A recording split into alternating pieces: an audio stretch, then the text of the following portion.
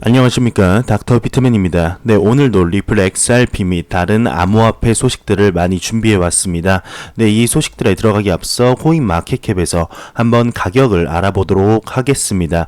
비트코인 같은 경우 지금 마이너스 1%, 네, 이더리움, 네, XRP도 전체적으로 지금 소폭 하락하고 있는 상태에서 지금 스텔라 루멘이 지금 3일 연속인가요? 계속해서 상승하는 모습을 보여주고 있습니다. 이 스텔라 루멘의 상승이 다른 코인들에도 영향을 미쳐서 전체적으로 상승하는 이런 대상승장을 이끌어줬으면 좋겠네요. 그러면 제가 준비해온 소식으로 바로 넘어가도록 하겠습니다. 네, 첫 번째입니다. 스위스 증권거래소 SIX가 2개월 내에 리플 XRP 기반 ETP 상품을 출시할 예정이라고 이렇게 오피셜로 나왔습니다. 굉장히 리플 XRP의 엄청난 소식이죠. 스위스의 주요 증권거래소 SIX는 조만간 시가총액 기준으로 세 번째로 큰 암호화폐인 리플 XRP 기반 이제 ETF가 아니죠. 네, 죄송합니다. ETP 상장 지수 상품을 상장할 예정에 있다고 코인데스크가 보도했다고 합니다. 이미 여러 개의 암호화폐 ETP를 제공하고 있는 스위스 회사인 아몬에이지의 공동 설립자 겸 CEO인 하니 라시아는 인터뷰에서 자신의 회사가 XRP 연동 ETP를 AXRP로 발행하는 것을 SIX로부터 승인을 받았다고 말하며 다음과 같이 덧붙였다고 합니다. 향후 2개월 이내에 세계 최초의 XRP ETP를 발매할 것으로 기대한다며 이렇게 언급을 했다고 하는데요. 라시아는 XRP 이외에도 비트코인 캐시, 라이트코인, 스텔라 루멘, 이오스 등 4개의 암호화폐와 연계된 ETP를 발행할 수 있는 허가를 얻었다고 밝혔다고 합니다. 그는 이들 제품의 정확한 출시 시기가 아직 완전히 확정되지 않았으며 구매자의 관심을 바탕으로 할 것이라고 말했지만 회사는 올해 말까지 적격하고 승인된 모든 암호화폐 ETP를 SIX 거래소에 올릴 계획이라고 말했다고 합니다. 네, 정말 계속해서 매일매일 지겨울 정도로 나오는 XRP의 좋은 소식이 오늘도 나왔습니다. 굉장히 XRP의 좋은 소식이죠. 비트코인 ETP는 이렇게 상장을 많이 했지만 몇 번 했죠. 근데 XRP는 이제 세계 최초입니다. 이 ETP를 기반으로 2018년에 승인이 이제 예정이었던 ETF도 지금 승인이 나진 않았지만 이제 곧 승인이 될 거라는 그런 기대감을 계속해서 전해주는 뉴스가 나오고 있습니다. ETP가 이렇게 출시 예정인 만큼 그 비트코인의 ETF도 하루빨리 승인이 되기를 바라봅니다. 네, 다음 소식입니다. 네, 일단 비트코인이 그러니까 나스닥이 죄송합니다. 나스닥이 비트코인은 이렇게 별로 좋게 생각을 하지 않지만 XRP는 고려를 하고 있다. 이런 내용의 기사가 나왔습니다. 나스닥은 그들이 비트코인을 사용할 계획이 없다고 말을 했었는데 비트코인은 느리고 그러면서 당신은 아무도 믿을 수 없다며 나스닥이 XRP 우선 상장에 대해 리플과 협의 중이었다라는 이런 트위터가 나왔다고 합니다. 모두에게 개별적으로 답장하는 대신에 이제 오늘 아침에 트위터를 통해 이 모든 것이 어떻게 발생하는지에 대해서 기사를 써야겠다고 이 기자가 생각을 했다고 하는데요.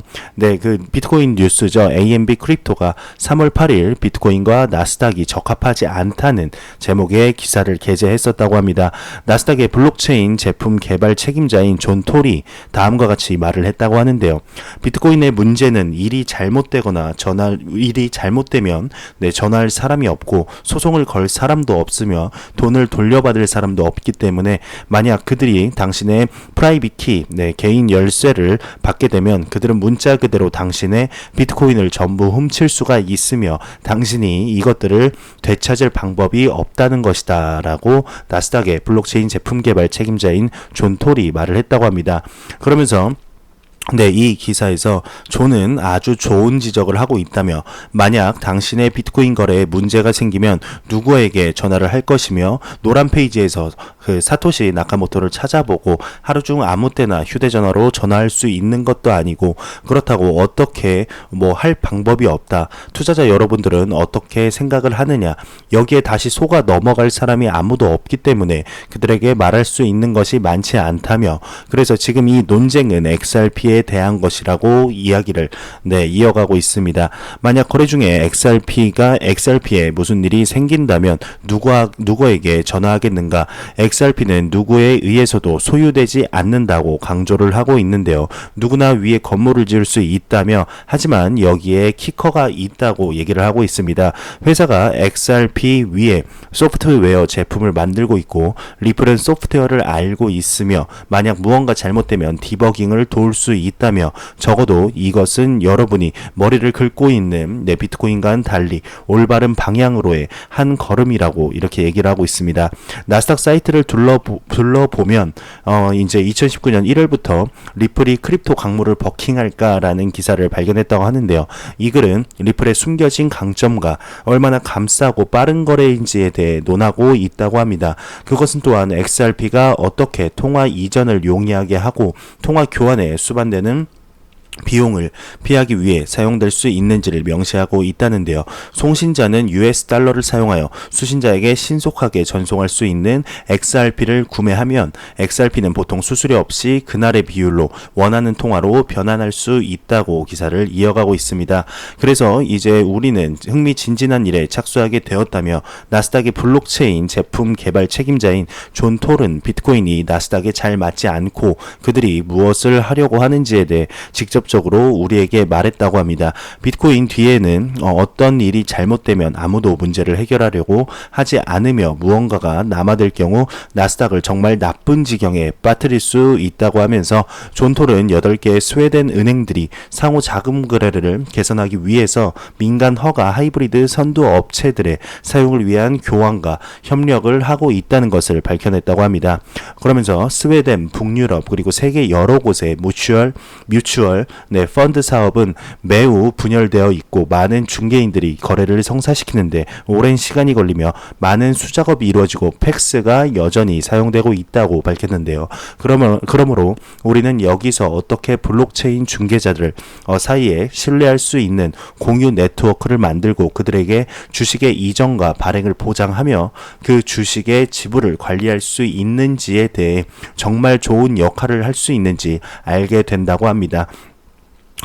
나스닥은 여러 나라들 사이에서 사용할 수 있는 암호화폐를 찾고 있다며, 존 톨은 위에 인용문에서 8개의 스웨덴 은행이 나스닥과 협력하여 상호 자금 거래를 개선했다고 말했다고 하는데요. 오늘날 우리가 서 있는 동안 거래는 정착하는데 오랜 시간이 걸리고 많은 수작업이 필요하다고 합니다. 이것이 XRP가 개입하는 곳이라고 하는데요. XRP는 이 자금들을 몇 초 안에 해결하는 데 도움을 줄 것이고 거의 개입을 요구하지 않을 것이라고 이렇게 마무리를 하고 있습니다. 그러면서 마지막에 브래드 갈링 하우스가 우리에게 2019년에 말해준 것은, 그는 수십 개의 은행이 올해 말까지 XRP를 사용할 것이라고 말했다며, 우리는 이것에 대해 추측만 할 수 있을 뿐이라고 얘기를 했다고 하는데요. 그러나 우리가 수집한 것으로 볼 때 나스닥은 XRP를 상장을 하고 XRP를 사용하는 것에 대해 리플과 논의해왔고, 8개의 스웨덴 은행들은 상호 자금 거래를 상호 자금 거래를 가속화하기 위해 나스닥과 협의를 하고 있으며, 브래드 갈링 하우스도 나스닥이 2019년에 XRP를 사용할 것이라고 언급을 했다고 하네요. 시간이 지나면 알 수 있겠지만 그렇게 될 것이며, XRP는 나스닥에서 1위가 될 것이고, 엑소레피드는 이러한 스웨덴 은행들을 돕는 데 사용될 것이라며 이렇게 기사를 마무리하고 있습니다. 정말 XRP에 대해서 좋은 소식이 끊이지가 않습니다. 참 가격이 참 아쉬울 뿐인데, 스텔라 루멘 같은 경우는 지금 가격 상승, 스텔라 루멘이 직접적으로 이제 사용이 될 것이다 라는 기사 하나 때문에 이렇게 가격이 어마어마하게 상승하는 것으로 어제 영상에서 그런 이제 기사를 제가 영상으로 보냈었죠. 근데 XRP는 정말 너무나 많은 그런 스텔라 루멘의 기사가 하나라면 XRP는 정말 수십 개 기사가 나오는데도 이렇게 가격이 정말 꼼짝도 안 하는 것을 보면 정말 세력이라든지 고래가 이렇게 가격을 정말 누르는 것이 아닐까 의심이 되게 됩니다. 네, 이 가격을 누르는 것이 만약에 이제 끝나게 되고 세력들이 매집이 끝났다 이렇게 생각을 했을 때 얼마나 큰 XRP의 가격 상승이 오게 될지 속으로 살짝 기대감이 이번에 한 3일 정도 스텔라 루멘이 오르는 걸 보면서 살짝 저는 그런 쪽으로 생각이 들게 되더라고요. 물론 이렇게 생각을 안 하시는 분들도 있겠지만 저는 개인적으로 그렇게 생각이 들었습니다. XRP의 호재가 정말 많이 차곡차곡 쌓이고 있습니다. 이 쌓이는 호재만큼 한번 가격이 폭발하게 될 때 어마어마한 가격 상승이 동반되지 않을까 조심스럽게 한번 생각을 하게 돼 봅니다. 리플과 XRP 2019년에 얼마나 성장하게 될지 한번 같이 지켜보도록 하죠. 네, 다음 소식입니다. 바이낸스의 CEO가 아르헨티나 내 법정 화폐, 암호화폐 거래소 설립 계획을 암시했다고 합니다. 바이낸스의 CEO인 이제 장펑자오가 아르헨티나 내 법정 화폐와 암호화폐 간 거래를 지원할 거래소를 설립할 것을 암시했다고 하는데요.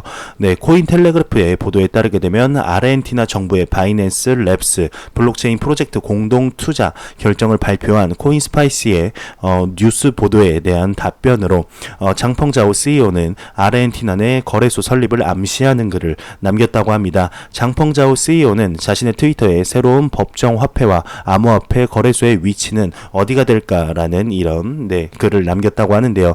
지난주 아르헨티나 생산노동부는 바이낸스 랩스와 라템 EX 거래소가 지원하는 블록체인 프로젝트당 최대 약 5만 달러의 투자 의사를 밝혔다고 합니다. 또한 해당 지원은 약 4년간 지속될 것이며 최대 10개의 프로젝트로 확장될 것임을 밝혔다고 합니다. 당시 해당 투자는 단순히 정부의 투자가 아닌 추후 스타트업 육성 프로젝트를 아르헨티나에서 적극 유치하라는 아르헨티나 정부의 무건의 메시지를 암시하는 것으로 해석이 되었다고 하는데요. 이런 아르헨티나 정부의 무건의 메시지가 잘 전달된 것으로 보인다고 합니다. 장펑자오가 다소 낯선 도시로 느껴질 수 있는 도시인 아르헨티나에서 거래소 설립 의사를 암시한 것인데 이는 지난해 11월 우간다의 법정화폐와 암호화폐 간 직거래 시장을 개설한 뒤에 또 다른 해외 거래소 설립 소식이라고 합니다. 올해 1월 바이낸스 측은 아르헨티나를 포함한 총 8개국에서 새로운 법정화폐와 암호화폐 거래소 설립 계획을 밝히기도 했지만 현지 사정을 검토한 후에 6곳에 대한 거래소 설립의 의사를 철회하며 싱가포르와 몰타의 거래소 설립만을 추진해온 상태입니다. 정부의 적극적인 태도에 바이낸스도 열린 태도로 아르헨티나 내 사업 확장을 결정한 것으로 보이며 추후 이는 남미 시장 개척의 시발점으로 해석될 수 있다며 기사를 마무리하고 있습니다.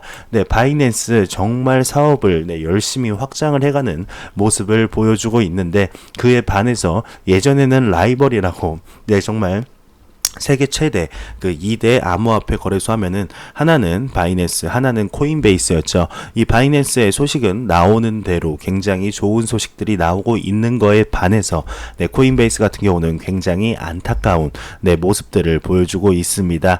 지금 외국에서 굉장히 딜리트 코인베이스 계정을 삭제하자라는 기사와 함께 매일매일 정말 안 좋은 소식들이 나오고 있는데 코인베이스도 좀 이렇게 노력을 좀 해서 사업적으로나 이렇게 명망으로나 명성적으로나 좀 노력을 해서 예전의 영광을 좀 되찾길 바라봅니다. 요즘은 좀 안타깝기까지 좀 한 것 같습니다.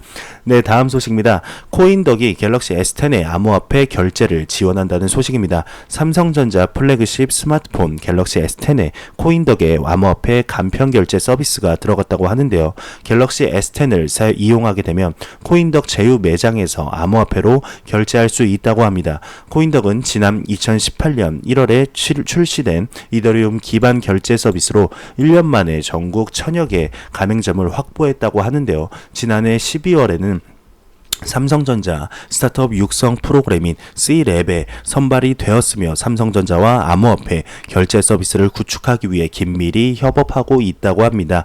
코인덕 암호화폐 결제 서비스는 갤럭시 S10에서 삼성 블록체인 월렛 앱을 내려받아서 이용할 수 있다고 하는데 탭에서 이제 코인덕을 실행한 후에 가맹점의 QR코드를 스캔하게 되면 결제 금액을 입력할 수 있게 됩니다. 여기서 사용자가 승인을 누르면 지갑에 담긴 암호화폐가 자동차 차감되면서 결제가 완료된다고 하는데요. 참고로 입력한 결제 금액은 현재 암호화폐 시세로 자동 변환된다고 합니다. 기존 암호화폐 결제 방식은 가맹점에 지갑 주소를 복사해 개인 지갑에 붙여 넣어야 하는 불편함이 있었지만 코인덕과 삼성 블록체인 월렛의 연동으로 이제 편의성 및 접근성이 개선이 되었다며 가맹점주는 결제가 완료되면 문자 메시지로 또 확인을 할 수가 있다고 하네요.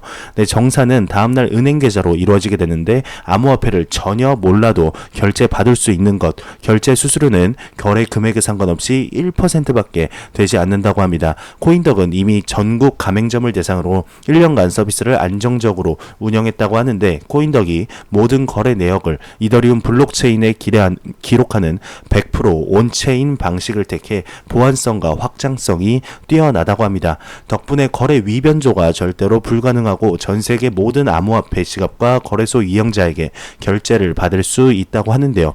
별도 연동을 통해 삼성 블록체인 월렛 이용자는 다른 지갑 이용자보다 쉽게 코인덕으로 결제할 수 있다고 합니다. 신민섭 코인덕 대표는 아직은 누가 변동성이 높은 암호화폐로 결제하느냐는 인식이 크지만 추후 원화나 달러 가치에 고정된 암호화폐를 코인덕에 연동하고 갤럭시처럼 널리 쓰이는 스마트폰으로 결제하면 상황은 달라질 것이라며 외국인 관광객의 이제 국내 소비 촉진이나 해외 고객의 국내 쇼핑몰 이용 편의성 증가를 위해 서비스를 계속 키워나가겠다고 이렇게 밝혔다고 하면서 코인덕이 현재 이더리움만 지원을 하지만 체인 파트너스가 운영하는 암호화폐 거래소 데이빗과의 연동으로 지원하는 암호화폐를 늘려갈 계획이라며 기사가 마무리되고 있습니다. 네, 정말 삼성전자 갤럭시 S10에 암호화폐 지갑이 탑재된다는 것만 해도 정말 어마어마한 소식인데 이제는 접근성에 의해서 이제 편의성, 결제성도 한층 업그레이드된 이런 기사였습니다.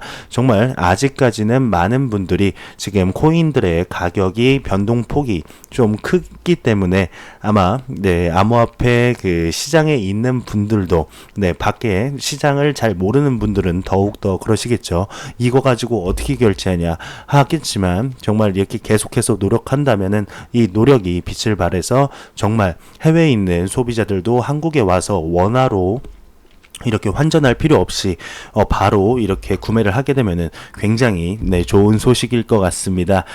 갤럭시 S10의 암호화폐 이 소식이 정말 암호화폐 시장에 엄청난 영향력을 가져다 주기를 바래 봅니다. 다음 소식입니다. 세계 최대 규모의 블록체인 기반 ETF가 런던 증권거래소에 상장을 하게 된다는 소식입니다. 암호화폐 커뮤니티의 대부분이 비트코인 ETF를 기대하고 있는 가운데 8천억 달러가 넘는 자산을 운용하는 독립투자관리회사인 인베스코가 세계 최대 블록체인 중심 ETF를 출시를 발표했다고 합니다. 제로 해제에 따르게 되면 이 블록체인 중심의 ETF는 블록체인 기술을 사용하는 48곳, 48곳의 다른 회사로 구성되는 포트폴리오를 포함할 것이라고 하는데요. 예로는 암호화폐 채굴장치를 생산하는 대만의 TSMC 그리고 최초로 비트코인 선물 상품을 출시한 미국의 규제된 거래소 CME 그룹이 있다고 하는데요. 이것은 유고 베이시스 포인트 관리 수수료를 받을 것이고 애플, 인텔 그리고 AMD와 같은 다른 업체들도 포함할 것이라고 합니다.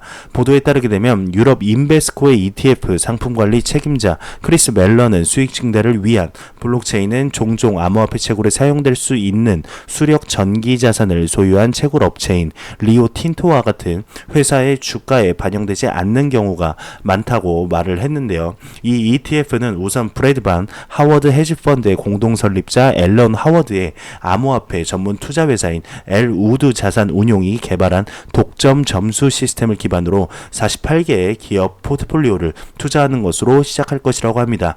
엘 우드의 CEO 빈 레는 금융서비스 회사들이 이 기술을 활용하기를 시작했지만 우리는 블록체인 기술이 여러 산업에 걸쳐 더 많이 활용될 수 있길 기대한다며 블록체인 기술의 잠재적 활용 범위는 암호화폐를 넘어선다고 밝혔다고 합니다. 비록 시장에 다른 블록체인 기반 ETF들이 있지만 이들 대부분은 비교적 적은 자본을 유치했다고 하는데요. 특히 투자자들은 월가의 업체들이 암호화폐와 그 뒤 초기 기술에 베팅하는 것에 관심을 보였다고 하면서 네, 이렇게 기사를 마무리하고 있습니다. 네, 여기서 오해를 하시면 안 되는 게 이거는 블록체인 기반의 ETF지 비트코인의 ETF는 아닙니다. 혹시 이제 좀 네, 오해가 있을 수 있을까봐 일단 기사를 가져왔는데요. 네, 블록체인 기반의 ETF는 기사에도 나왔듯이 이미 몇 번 이렇게 나온 적이 있습니다. 근데 이제 기사가 좀 묻혔죠. 적은 자본으로 했기 때문에.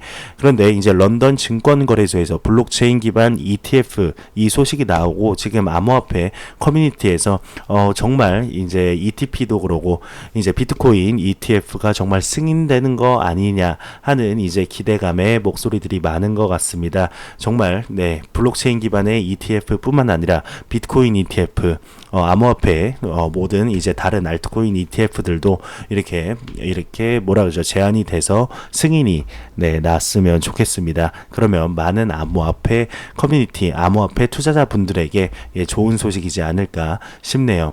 네, 다음 소식입니다. 암호화폐 지금 기나긴 하락장이죠. 역대 최고 이제 하락장인데 이 암호화폐 겨울에서도 비트코인의 펀더멘탈은 최고라며 가격은 왜 그대로인가 이런 기사가 나왔습니다. 네, 그러면 기사로 넘어가도록 하겠습니다.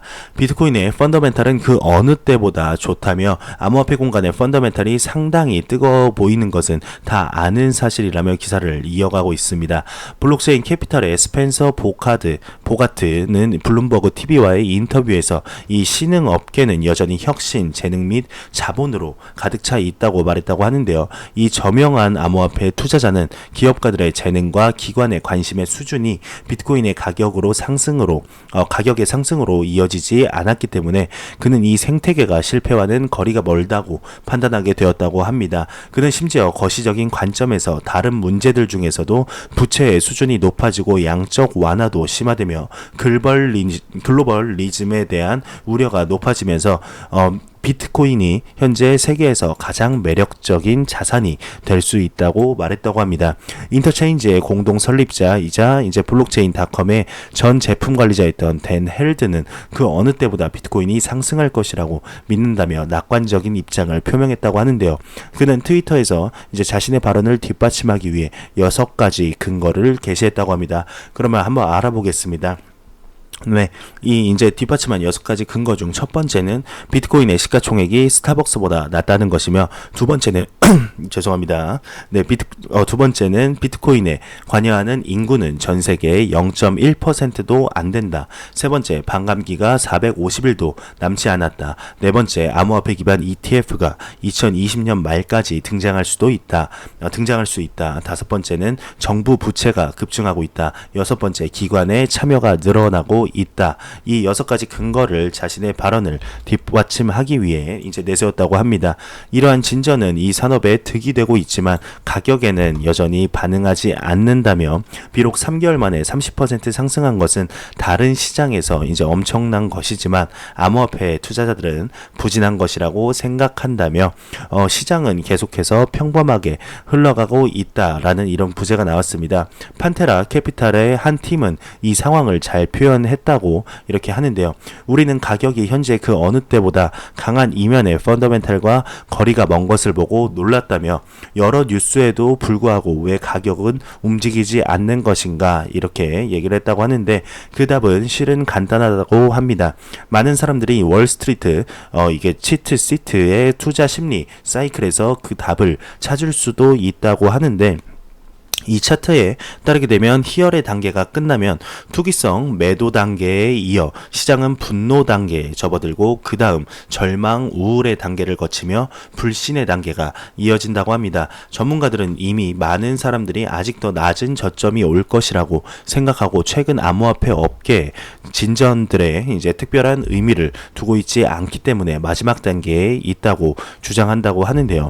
유명한 비트코인 트레이더 더 크립토도 최근 이것 이것을 다루었다고 합니다. 비록 사람들의 심리가 상승에 더 무게를 두고 있지만 여전히 곧 무너질 수도 있다는 생각이 남아있기 때문에 시장이 불신의 이제 단계에 있을 가능성이 높다고 이렇게 말을 했다고 합니다. 이렇게 뭐 이게 보면은 이제 대부분 아시는 약간 하이먼스키 그 차트랑도 비슷하죠. 이렇게 쭉 갔다가 환희에 찼다가 이렇게 화가 났다가 이제 불신을 하게 되면서 이렇게 서커스 랠리가 이어지는 이런 그래프는 아마 많이 보셨을 겁니다. 그러면서 이제 아직까지는 여기 디프레션, 불신의 단계이지 않나 이런 기사였습니다. 참 이제 암호화폐 가격이 상승할 거다 하지만 이렇게 코인의 가격은 지금 생각보다 많이 오르진 않고 있죠. 정말 많은 전문가들, 기사들에서 암호화폐 가격 하락은 끝났다라고 얘기를 하고 있습니다. 지금 제일 제 기준에서는 중요하게 보는 게 2019년 5월, 6월인데 여태까지 비트코인의 역사를 보게 되면 비트코인 반감기 1년 전에 이제 강력한 가격 상승 랠리가 이어졌다고 하는데 비트코인 반감기 1년 전이 바로 2019년 5월, 6월입니다. 그래서 저 개인적으로는 이제 5월, 6월이 좀 기대가 되게 되는데 한번 지켜보겠습니다. 5월 6일이 아니죠.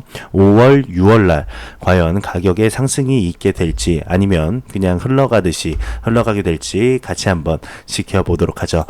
다음 소식입니다. 웹 도메인 서비스 기가 레이어가 결제 시스템에 대시를 도입했다는 소식입니다. 대시가 공식 채널을 통해 웹 도메인 호스팅 서비스 기가 레이어와 파트너십을 체결했다고 밝혔다고 하는데요. 기가 레이어가 결제 시스템에 대시를 도입했다는 설명이라고 합니다. 이와 관련해 이제 아흐마드 무코시 기가 레이어 CEO는 대시가 신속한 결제 시스템과 저렴한 수수료와 같은 강점을 가지고 있다며 이번 파트너에 대해 설명을 했다고 합니다. 대시를 가지고 있는 투자자분들, 홀더분들에게 좋은 소식인 것 같습니다. 다음 소식입니다. 경찰이 이제 수천억대 코인 사기인 코인업 대표를 체포했다고 합니다. 머니투데이에 따르게 되면 경찰이 투자 사기 의혹을 받는 암호화폐 발행회사 코인업 대표 강모 씨를 체포했다고 11일 밝혔다고 합니다. 강 씨는 특정 경제 범죄 가중처벌법상 사기, 유사수신 행위의 규제에 관한 법률 위반, 방문 판매법 위반 등 혐의를 받고 있다고 하는데요.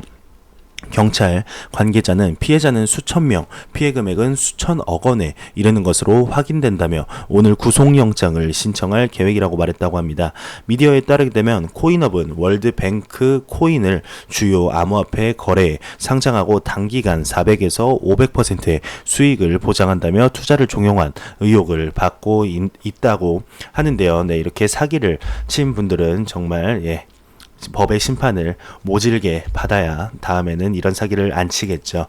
다음 소식입니다. 일본 사이버범죄센터가 비트코인 피싱 이메일 주의보 발령에 나왔다고 합니다.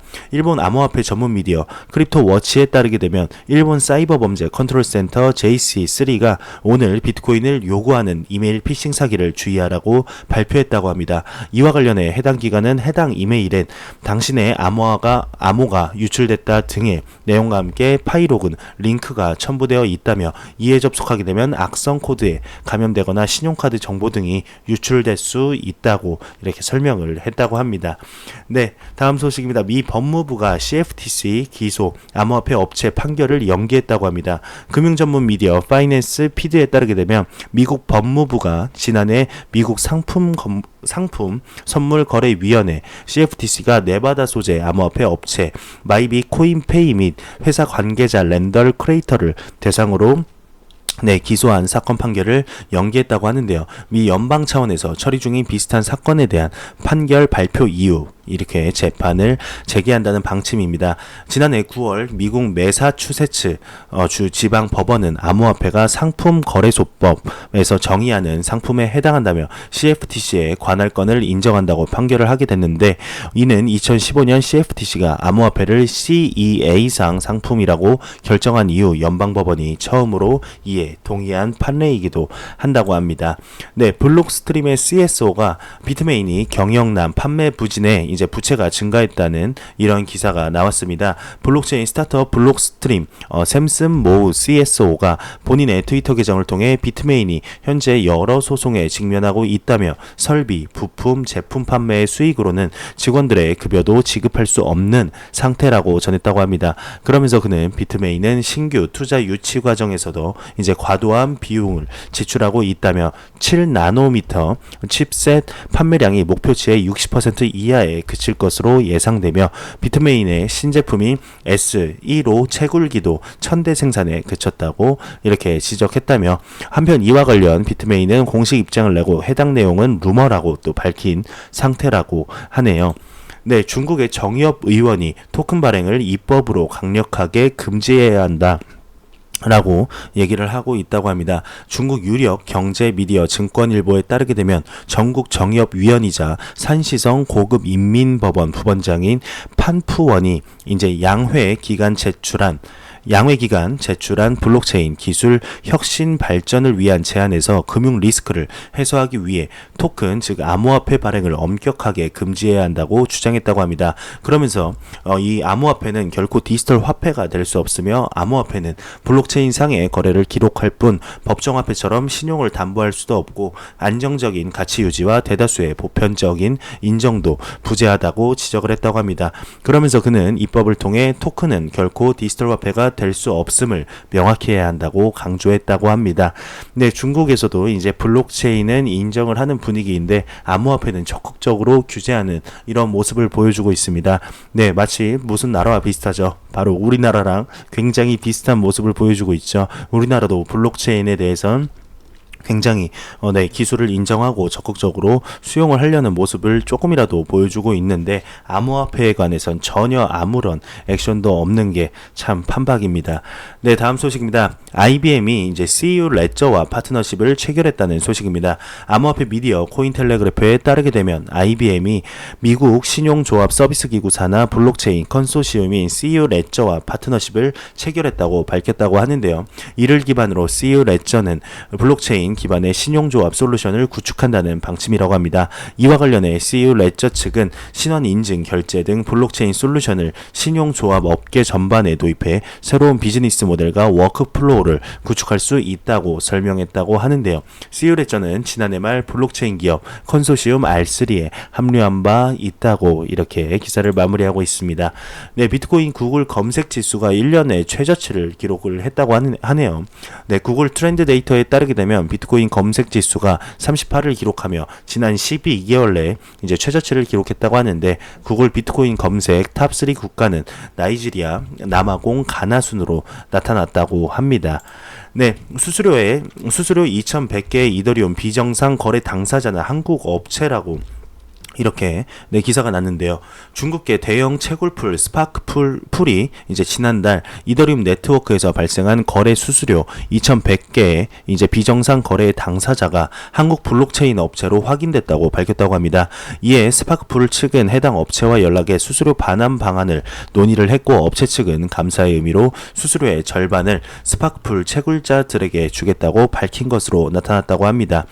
이에 스파크풀은 11일 오후 18시 12분 1,050개의 이더리움을 해당 업체에 돌려주었으며 오는 12일 16시 30분 나머지 이더리움을 당시 채굴에 참여한 채굴자들에게 분배할 예정이라고 하네요. 네, 베네수엘라의 비트코인 거래가 급감했다는 소식입니다. 아마 정전의 영향을 받지 않았나 이런 추측을 하고 있는데요. 암호화폐 미디어 AMB 크립토에 따르게 되면 베네수엘라의 비트코인 거래량이 37만 건에서 24만 건으로 급격하게 감소를 했다고 전했다고 합니다.